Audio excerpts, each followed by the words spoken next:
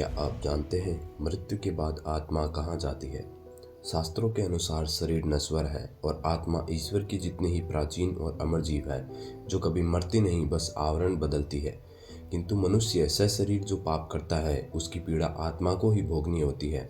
अतः आज हम गरुड़ पुराण के अनुसार मृत्यु के उपरांत की अमर आत्मा की यात्रा के उस भाग का वर्णन करेंगे जहाँ वह अपने पापों की विभिन्न नरकों में सजा पाती है। गरुड़ पुराण स्वयं भगवान विष्णु द्वारा विदित है, जो गरुड़ जी की जिज्ञासा शांति हेतु तथा लोक कल्याण के लिए भगवान ने जिसका वर्णन किया है। मृत्यु उपरांत 12 दिनों के पश्चात आत्मा अन्य लोगों की यात्रा के लिए एक दिव्य शरीर को पुनः प्राप्त करती है और यात्रा प्रारंभ करती है। यदि आत्मा धर्मात्मा है, जिसने कभी कोई पाप नहीं किया हो, जिसने सदा धर्म का आचरण किया हो, तो वो सर्वदा मोक्षगामी और स्वर्गवासी होती है। अन्य सभी पापियों के लिए विभिन्न प्रकार के नरकों का वर्णन हम आपके लिए कर रहे हैं, जो स्वयं भगवान विष्णु ने बताए हैं। गरुड़ के पूछने पर कि हे उपेंद्र, आप मुझे नरकों का स्वर्ग और भेद बताएं जिसमें पापी जन अत्यधिक दुख भोगते हैं। इस पे भगवान ने कहा कि हे अरुण के छोटे भाई गरुड़, नरक तो हजारों की संख्या में है, सभी को विस्तृत रूप में बताना संभव नहीं है। मैं मुख्य मुख्य नरकों को बता रहा हूँ। हे पक्षीराज, तुम ये जान लो कि रोर्व नामक नरक अन्य सभी की उपेक्षा प्रदान है। जो व्यक्ति झूठी गवाही देने वाला और झूठ बोलने वाला होता है, वह इसी रोर्व नामक नरक में जाता है। इसका विस्तार 2000 योजन का है। जांग भर की गहराई में वहाँ दुस्तर अर्थात गहरा गड्ढा है, जो दहकते हुए अंगारों से भरा हुआ है, जो दिखने में समतल भूतल जैसा ही प्रतीत होता है, किंतु तीव्र अग्नि से वहाँ की भूमि अतिशय गर्म और मनुष्य को पल भर में जला देने वाली होती है। यमदूत पापी को इसी अग्नि से दहकते हुए अंगारों की नदी में फेंक देते हैं। वह चीखता चिल्लाता विलाप करता हुआ जब 1000 योजन नरक का विस्तार पा लेता है, तो उसे अन्य नरक में दूसरे पाप की शुद्धि हेतु भेज दिया जाता है। हे पक्षीराज, इस प्रकार तुम्हें रोर्व नामक प्रथम नरक की बात बता दी। अब तुम महारोर्व नामक नरक की बात सुनो। यह नरक 5000 योजन में फैला हुआ है। वहाँ की भूमि तांबे के समान वर्ण वाली है। उसके नीचे अग्नि जलती रहती है। वह भूमि विद्युत प्रभा के समान कांतिमान है। देखने में वह पापी जनों को महाभयंकर प्रतीत होती है। यमदूत पापी व्यक्ति के हाथ पैर बांधकर उसी में लुढ़का देते हैं। वह किसी कीट के समान उस गर्म भूमि पर रेंगता है। मार्ग में कौवा, बगुला, भेड़िया, उल्लुक, मच्छर और बिच्छू आदि के जैसे जीव जंतु क्रोधातुर होकर उसे खाने के लिए तत्पर रहते हैं।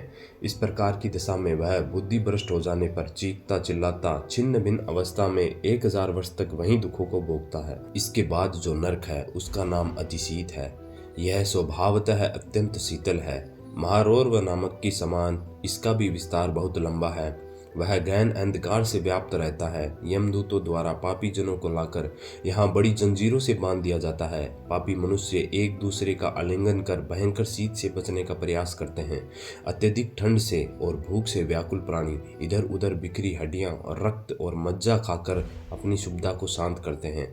वहाँ पापी जन भेड़ के समान चिपक कर रहते हैं और अत्यंत कष्ट पाते हैं। हे पक्षीराज, जो व्यक्ति असंख्य पाप करता है, वह इन नरकों के अतिरिक्त निक्रंतन नाम से प्रसिद्ध दूसरे नरक में जाता है। हे खगेंद्र, वहाँ अनवरत कुंभकार के समान चक्र चलते रहते हैं, जिनके ऊपर पापी जनों को खड़ा करके यम के अनुचरों के द्वारा अंगुलियों में स्थित कालसूत्र से उनके शरीर को पैर से लेकर सर तक छेदा जाता है। फिर भी पापी जन मरते नहीं। उनका शरीर सैकड़ों खंडों में विभाजित हो जाता है, किंतु वे टुकड़े पुनः इकट्ठे हो जाते हैं जब तक उनके पाप समाप्त नहीं हो जाते। इसी चक्कर में वह आत्मा फंसी हुई रहती है। अप्रतिष्ठ नामक एक अन्य नरक है, जहाँ जाने वाले प्राणी असहाय दुख का भोग भोगते हैं। वहाँ पाप कर्मियों के दुख के हेतुभूत चक्र और रहट लगे रहते हैं। जब तक हजारों वर्ष पूरे नहीं होते, तब तक वे नहीं रुकते।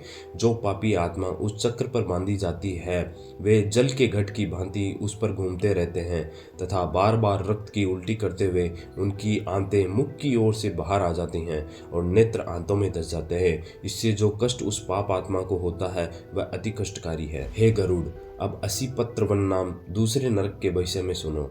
यह नरक 1000 योजन में फैला है, जिसकी संपूर्ण भूमि अग्नि से व्याप्त होने के कारण निरंतर जलती रहती है।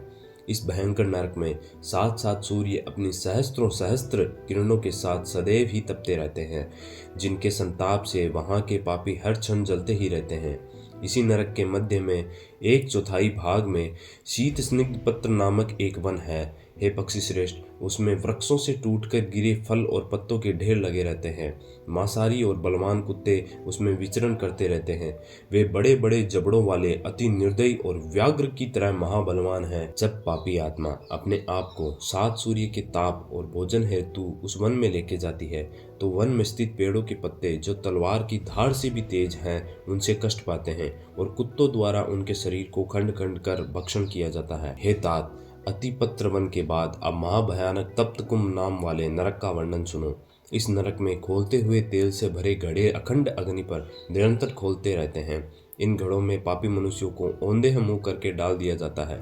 जिस प्रकार मनुष्य धरती पे किसी जीव की हत्या कर उसे खोलते हुए तेल में डाल के रांधते हैं और खाते हैं, उसी प्रकार यमदूत पापी आत्मा को इन्हीं घड़ों में डाल के बार बार नुकीले भालों से मारकर उसका काढ़ा बना देते हैं, जो अति भयावह है, जिसकी कल्पना मात्र से ही मनुष्य के प्राण निकल जाएं।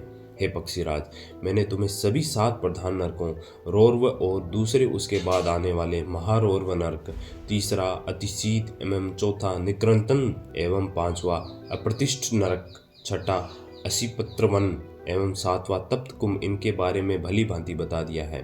हे तात, इसके अलावा भी अन्य कई नरक हैं, जिसका वर्णन हम अपने वीडियो के नेक्स्ट पार्ट में आपको बताएंगे, जिसमें पाप के अनुसार आत्मा को किस नरक में डाला जाता है उसका वर्णन मिलेगा। अतः पाप करने से पहले उसके बाद के होने वाले परिणामों को भली भांति जान लेना चाहिए।